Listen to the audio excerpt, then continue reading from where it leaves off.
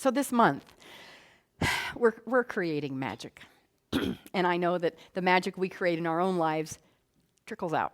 It moves out like ripples in the wave to the rest of the world. Absolutely has to. I've chosen as our theme book for this month a seriously hot off the press. It's even steaming still. It's so hot off the press. Elizabeth Gilbert's book, Big Magic: Creative Living Beyond Fear. Elizabeth Gilbert, who, if you may not know who she is, you will recognize her most famous book. She's written many books, but the one that got really a lot of popularity was Eat, Pray, Love. And then it got made into not that great of a movie, but it got made to a movie that Julia Roberts was the lead in. And so this is Eat, Pray, Love was kind of a biographical novel of Elizabeth Gilbert's life. This is not that. This is more of a book about creating big magic in your life, and she uses a lot of personal anecdotes and stories of her own life in it. But it's a formula.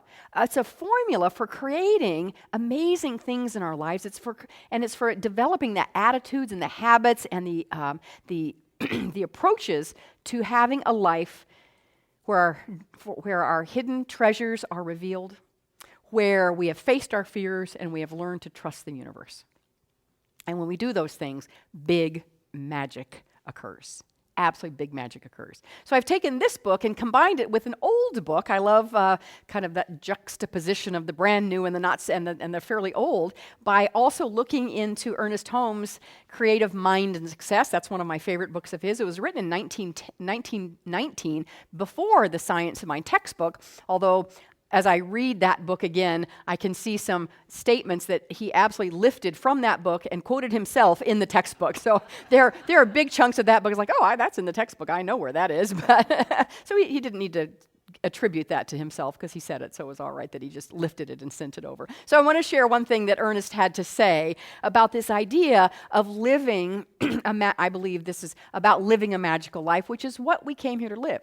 We came here to live the highest expression of God that we can because we are God in expression. And God incarnated as us to have a full, rich experience. So Holmes says this: you live because life, with a capital L, lives in you. You move because there is a universal energy flowing through you. You think because there is an infinite intelligence, capital I, thinking through you. You exist because the divine spirit has sought to individualize itself as you. This is why you are called the temple of the living God. There is a divine spark at the center of your being. But you need to recognize this, to believe this, and to act upon your beliefs. And that's what this month is about. It's about recognizing it, it's about believing it, and it's about acting from it. And when we do all that, we create big magic. Both of those books, Ernest Holmes' Creative Mind and Success, as well as Big Magic, have been on sale in our bookstore for a little bit of a discount, and every Sunday we sell out. I don't know where we are with that at the moment. I don't know if there's any book. Oh, Tim, did you just get the last one? I ordered it last week. You ordered it last week, so you got it, yeah. So he has his. Yay, good. If you don't get one and you want to buy it here, just put your name on a list, and we will be sure to get more and have them next week. So I need to back up just a little bit so that we can get a running start for where we're going today. It's important that if you weren't here, you get a little bit of a grounding of where we've been. And even if you were here, to be reminded, because every step we take in this journey together is based on what we've talked about before. So I want to make sure that we are really all together on the same page with what we've talked about before. But this will be a very condensed version. So if you want the full version, read the book or listen to the Sunday talks for the previous Sundays. So the first thing we did was we defined creative living, according to Elizabeth Gilbert. And we define creative living as being driven more by one thing than another. And so those of you who have been here this month, having our lives being driven by nice, more than very good. Curiosity more than fear. I'm curious about how life might unfold. I'm curious about how this divine idea I've had might come into fruition. I'm curious to see what hidden gifts are in me. I'm curious to see how good it can actually get. Versus, I'm afraid I can't, it won't work out. I'm afraid if I try this, I'll fail, etc., etc. We also define creative living as bringing forth from you the hidden treasures that are in you, that are in every single one of you. Ernest Holmes didn't say that God incarnated himself, itself, herself in some of us. It was in all of us. So bringing forth the hidden treasures that are in you and knowing that as you do that, that you bring joy and fulfillment into your life. And of course, as you bring joy and fulfillment into your life, you are then a blessing to the world, and you are bringing joy and fulfillment into the entire world. So that's how we define creative living: being driven by curiosity more than fear, and having a life in which you bring forth those hidden treasures in you that bring you joy and fulfillment, and then bring joy and fulfillment into this world. We also looked at how oftentimes we are driven by fear, however, unfortunately, and it's time to let that go, because it is, in fact, and I love this concept that Elizabeth Gilbert brought out, that fear is the most, boring, the most boring emotion that we have. You know, it's not interesting, it's not exciting, it never delights, it never surprises, it's always the same, and it has one word only that it says to us, and that word is stop, right? How dull that is. Do we really want to live our life based on our most boring instinct? And I think our answer to that is no, we don't. So we've looked at the idea of getting rid of that because it's just boring. Last Sunday, then, we talked about being enchanted by inspiration. Enchanted by ideas that land on us. Enchanted, and we can know when we're enchanted because we get goosebumps, or the hair on the back of our neck stands up, or our stomach flutters, or we sort of feel like we're falling in love. That's being enchanted. And we took this great concept that Elizabeth Gilbert brings out. I love this idea that ideas are unformed energy just floating around, and if it's all, everything's God, so formed or unformed, it's all God. So the idea that energy and everything has a consciousness, has an awareness. If we think of ideas as being that, then there they are floating around. They have one desire only, and that is to be made manifest, to be brought into material form. And many of them need a human counterpart in order to do the dance so that they can come out into the world. So ideas are floating around, and they're looking for a recipient. And they think they may find one, and if that's you, they'll tap on your shoulder. Most of the times we're just too busy doing our own thing to even notice that they've tapped. But now and again, one will enchant us. We'll get the goosebumps. We'll get the feeling of, oh, yes. And we still have a choice to say yes or no. And we explored all that last week. But being enchanted by our ideas. And I love it when you guys send me things. And this week, Reverend Sandy Daly, one of our, there she is right there, one of our amazing resident authors, sent me a description that to me says this is how she is being enchanted by her ideas and dreams. So I just want to share this. She's such a beautiful writer and puts things so beautifully. I asked her if I could share this, and thank you for letting me share this. She wrote, "My dream," and that's an idea, right? "My dream is a divine purpose. Born of it, my idea is a divine idea." Let me just start that again. I apologize, Sandy. Would you like to come up and read this yourself? Because my dream is a divine idea born of a divine purpose. Becoming is its purpose. Its purpose is to be made manifest in, through, and as me. And my purpose is to serve this idea 100% and all the way through to its fruition. I nurture it with my loving and grateful attention as it responds simultaneously with its becoming. And we are both fulfilled. This is a sacred exercise performed at all times in service of the divine. It knows what it is called to become, and I know that my work is to simply follow its lead. Isn't that beautiful? Thank you, Sandy. That was just so beautiful. That's being enchanted by your inspiration. So let's say that we're bringing out our hidden treasures. We're wanting to live life creatively. We have been enchanted by an idea. We say yes to it. We're going to move forward. Elizabeth Gilbert suggests that there's one thing, which is a type of fear. It has fear around it, but she has a very specific name to it. One thing, one attitude, one approach that will stop us in our tracks, and another one that will really keep us going forward. So we're going to explore both of those today. The stop in our tracks and flip that, and then the other one which will really keep us moving forward. So the first one that will stop us in our tracks is a belief that we may not even have consciously, but it's lurking around in the subconscious. That we need to have and do not have permission to move forward in having this creative life. That we need to have and don't have permission to be creative, to be courageous, to take a risk, to step out, to express ourselves. And she suggests lots of reasons why that might be. And, not to blame anyone or anything like that, but just to kind of look at our history. That is often where things come and how they start. And one of the things that Elizabeth Gilbert suggests is that perhaps you had parents who were not risk takers, who were risk averse. And boy, that one just rang true, so true with me. It wasn't parents, it was my mother, who was extremely risk averse. And about me. She did not want me to do anything that would be risky in any way, shape, or form. Now, I understand why she was like that. Some of you know the story, some of you don't. She was like this because she was married. She and my father were married for 10 years, happily, beautifully married.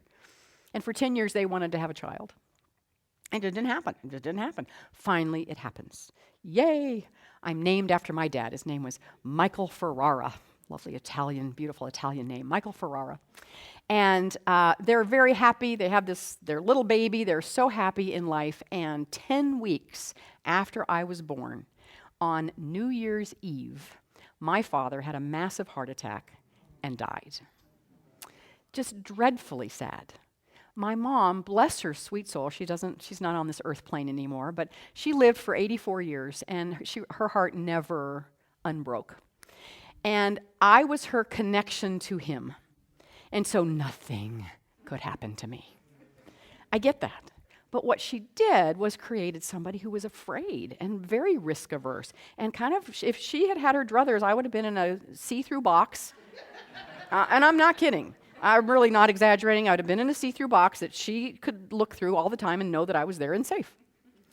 So I grew up a lot of my life not thinking I had permission, as a matter of fact, knowing I did not have permission to go out there and do anything risky at all. Now, I have grown through that and grew through that, much to my mother's chagrin. I grew through that and did some things that caused her, oh dear me, angst. Oh, bless her soul. In fact, I didn't really, I have to say this because now it's here, it's up.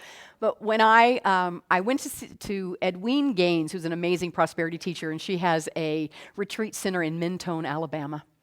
And I went for a 4-day retreat with her, and I knew that what she always ends her retreats with is a fire walk. And I went really for that. I wanted to do that, and yet I was beyond terrified at the thought of doing that, but I wanted to. So I went for her training, but knowing that it would culminate in a fire walk. My mom had passed away like 3 or 4 months before I did this. And I remember as we were preparing to do this, thinking, oh my gosh, if my mother were in a grave, which she wasn't, but I thought, if my mother was in a grave, she would roll over right now at the thought of me walking on fire. Oh my gosh, she would not be able to handle it. And so what came out of that for me was a huge breakthrough and healing at a whole new level, that risk-averse piece that I had. And the most exquisite thing that occurred for me, and I did walk on fire, and I've given sermons on that, and I won't go through all of that. It was one of the most amazing experiences I've ever had. But after I walked the first time, and when you finish walking, you just kind of walk around the threshold of hot coals, and you're chanting, so you're not chit-chatting or anything, you're chanting so that other people can walk. I got this loud voice that says, and now you'll walk a second time. I'm like, what? No, once was enough. Once was enough. No. And the voice said, you will walk a second time. And this time, it's for your mother. You're walking for her to help break her free from her fear. So that second time, like, okay, Mom, here we go. I walked for her. And so I know that I helped her on that other side break through some of her fear. So we all have our history. And whatever it may be, there are other reasons that, whatever it might have been, that have caused us to feel that we needed permission and we don't have permission to live this fuller, abundant life. But I'm here to tell you that you do have permission. I'm here to tell you that you actually don't need it, but if you think you need it, you have it. And whatever happened in the past, that's the past. We're going to love and bless that and let it go so we can today move fully into experiencing and expressing what we came here to express and to experience. So, just in case you are one of those that thinks you need permission, I have brought my magic wand.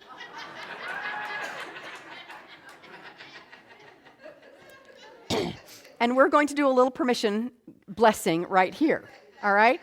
So this is how it's going to go.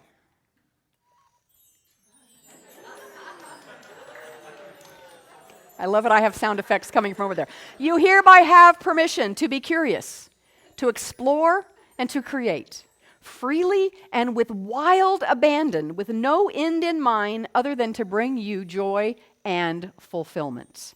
You are so blessed. And so it is. All right.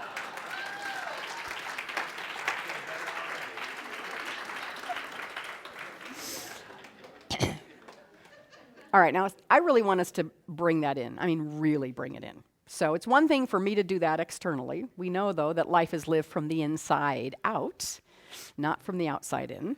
So I want you to bring it in. And I love it. Folks in the back are already doing it.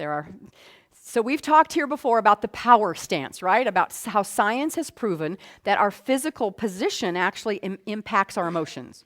And that the most powerful physical position there is that gives us the most empowerment is feet apart, standing up, shoulders back, chin up, arms out. That's the power stance. Go look it up on a TED Talk. It's this amazing TED Talk about the power stance. So should you want to do it, I'm seeing everybody does. Should you want to don't whack somebody in the head, please. That's all I ask is don't hit anybody. But this is what we're going to say. I hereby have permission. I hereby have permission to be curious. To explore. And to create.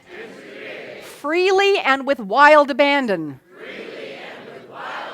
With no end in mind, other than to bring joy and fulfillment. And so it is. Nice. So Elizabeth Gilbert invites us all, and I now quote her, to possess a fierce sense of personal entitlement, which I hope you learn to cultivate. I know that this word has negative connotations, but let's appropriate it here and put it to good use. Because you will never be able to create anything out of your life if you don't believe that you're entitled to at least try. Creative entitlement doesn't mean behaving like a princess or acting as though the world owes you anything whatsoever, because it does not. No, creative entitlement simply means believing that you are allowed to be here and that merely by being here, you are allowed to have a voice and a vision of your own. Isn't that beautiful? You are allowed to have a voice and a vision of your own. The poet David Whyte calls this sense of creative entitlement the arrogance of belonging, and claims that it is an absolutely vital privilege to cultivate if you wish to interact more vividly with life. Without this arrogance of belonging, you will never be able to take any creative risks whatsoever. Without it, you will never push yourself out of the suffocating insulation of personal safety and into the frontiers of the beautiful and the unexpected. Ernest Holmes, in Creative Mind and Success, says, and I said it a second ago, but now I'm going to quote Holmes, always remember this: life is from within outward and never from without inward. You are the center of power in your own life. So knowing you don't even need permission, but you have it in case you think you need it, to be curious, that you're entitled to be curious, to create, to be courageous, that will bring the magic in your life. That will bring the ideas into manifestation. That will bring your imagination out, those hidden treasures out, so that you are a blessing to the world. And as the events of this last week have shown us, the world needs those people who are inspired and inspiring. The world needs people who are set on fire by their passion. Because when we're set on fire by our passion, we can't be in hate and fear. It's not possible for those to live together. So the more of us who are inspired by our passion for good and for love and for peace and for joy, the greater the collective on that side of the fence becomes, and the balance gets shifted. And events like we had in our world this week cannot happen. They will not be able to happen. So remember, you don't do this just for you. You don't do this just for you.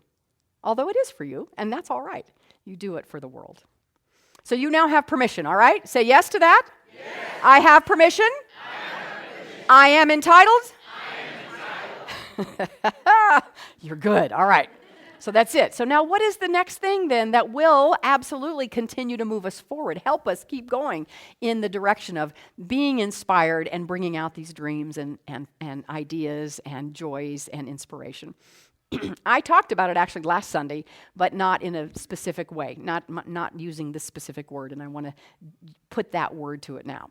So what I spoke of last Sunday was that I gave you at least a part of the story of Creative Living Fellowship purchasing this building, and how we had been in existence for about 10 years, a little bit more than 10 years, and really wanted to not be in a strip shopping center anymore. We didn't want to rent space anymore, expand in that strip shopping center next to Spy headquarters. We decided we were done being there.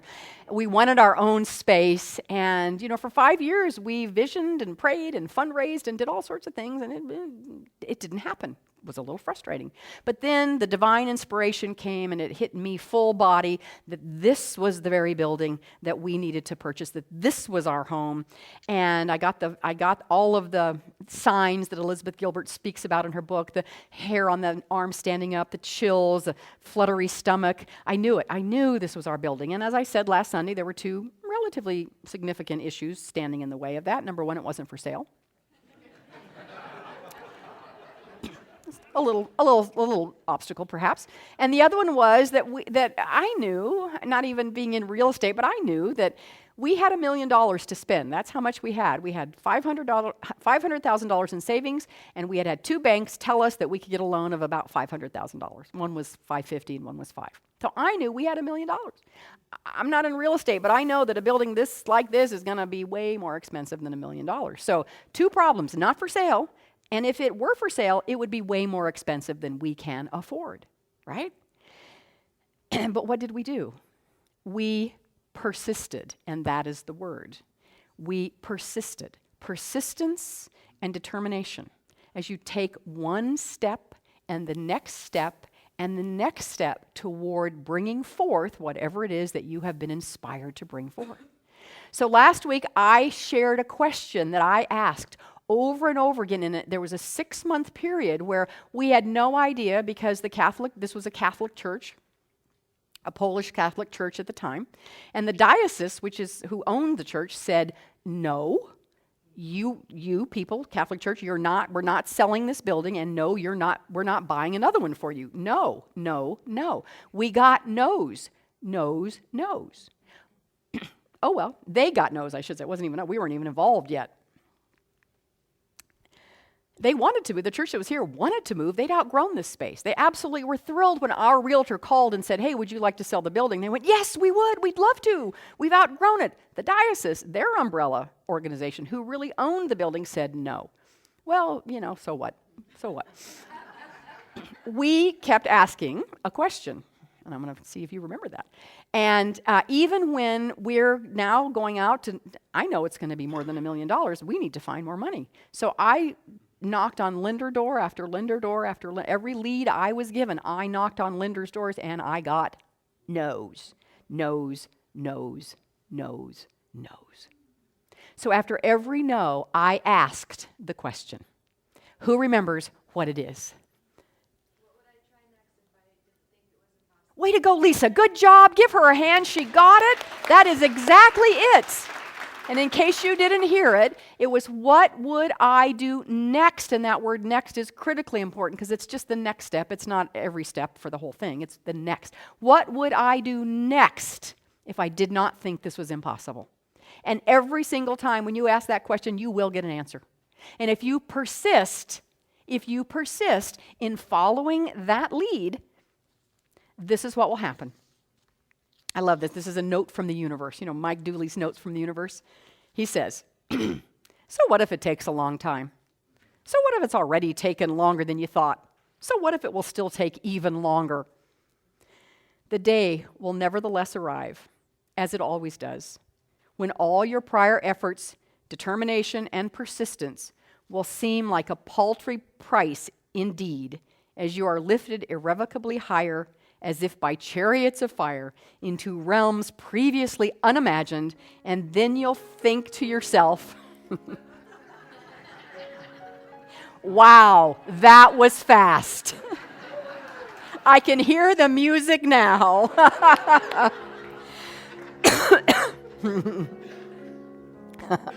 Ernest Holmes tells us there is no secret in this business of demonstrating. The only secret is the persistent ability to use the law and the determination to continue to use it until we prove it. That's it. The determination to use the law until we prove it. Persistence and determination.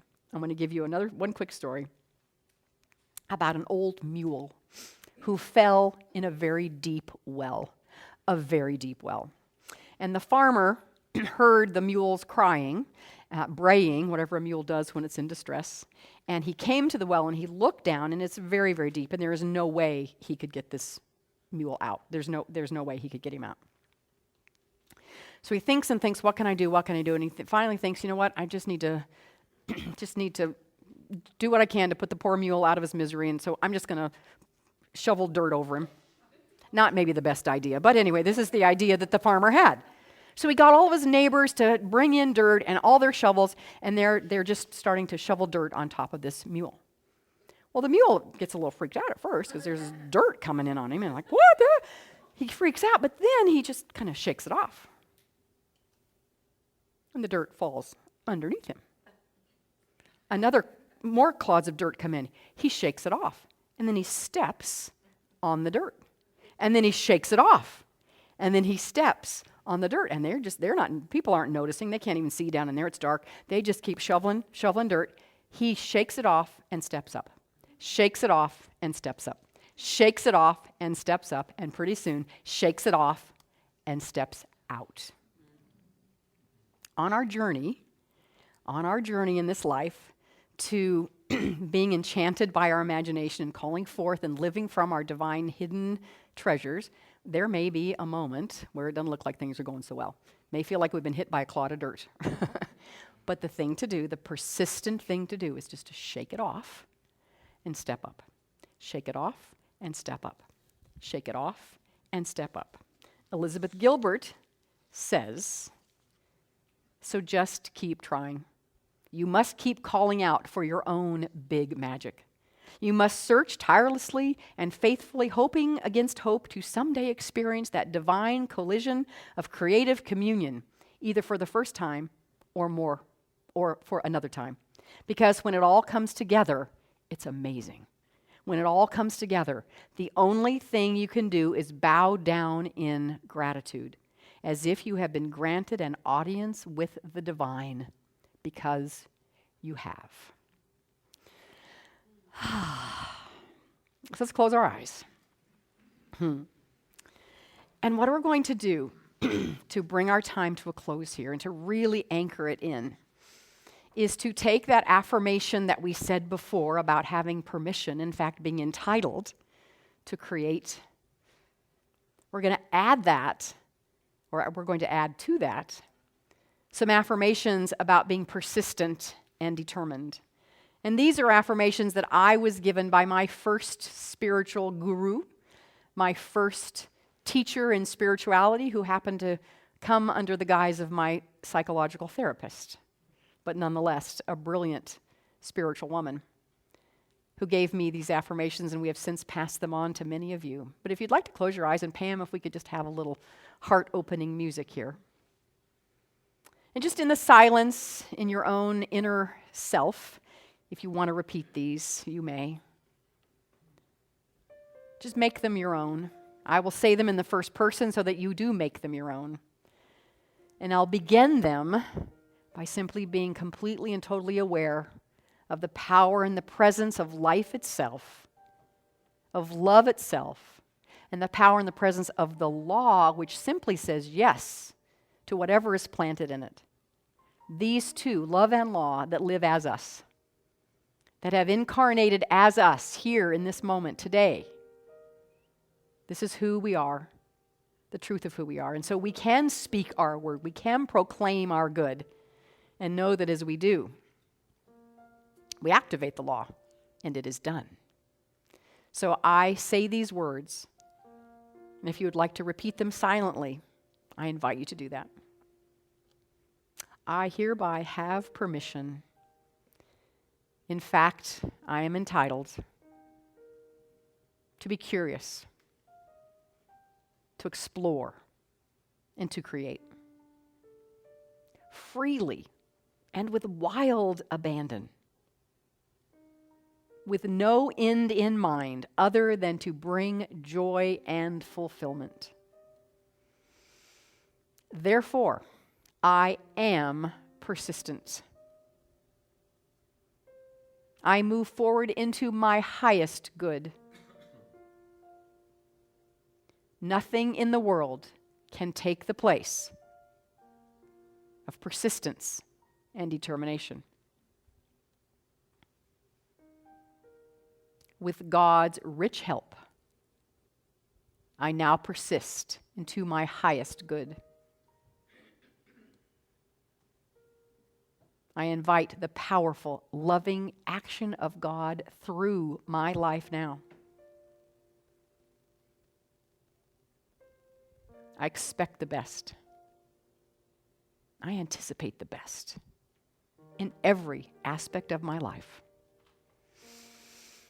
The work of my hands and the plans of my life are moving toward sure and perfect completion.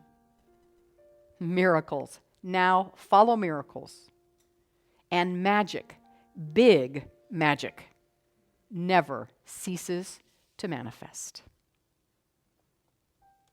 And so it is, and so I let it be. Amen.